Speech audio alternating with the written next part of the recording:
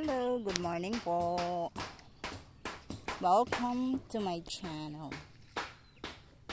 Ito po ang update sa ating mga tanim na kamuteng kahoy. Ayan. May mga dahon na sila. Maulan. Ayan na. Tapos yung mga hindi natin nakitang mga ube noon, heto, nagsitubuan. Ayan. Heto pa dito. Mga dati nang nakatanim yan na hindi natin nakita. Medyo malaki na siguro mga laman yan. Tumubo sila ulit. Ayan.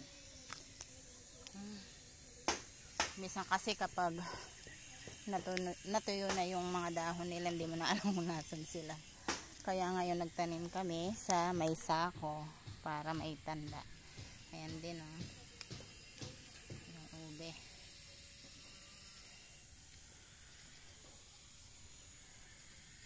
Meron pa dito sa ilalim ng langkang natumba. Laki na ng langka. Nasira yung mga iba niyang bunga. Nangitim. Ito, malaki na ang bunga. Malaki na ang laman nito. Dami ng sanga.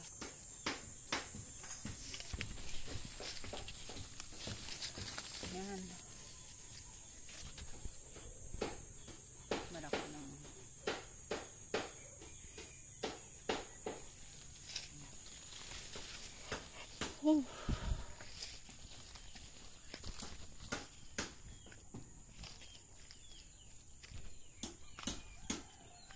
Kahit na makulimlim ang araw, napaka alinsangan.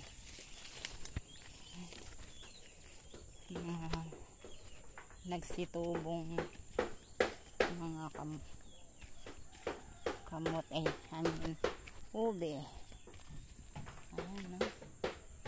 Sigurado malaki na rin yan. Malaki na sa ilalim. Ito naman yung mga tinanim natin sa sako. Gumagapang na sila.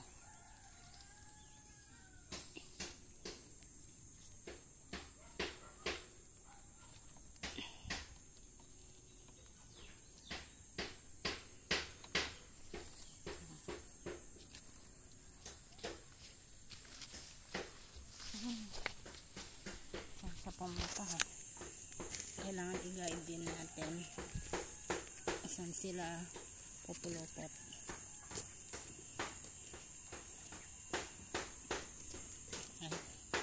Ayaw nyo dito.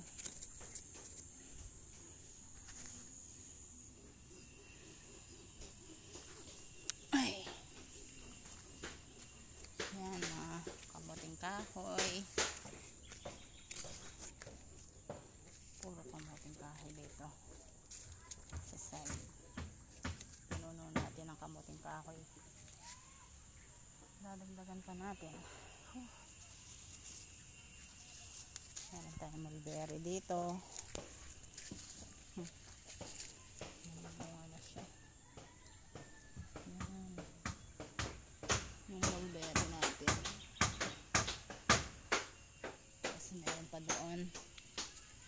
Ito yung native mulberry, maliliit ang bunga.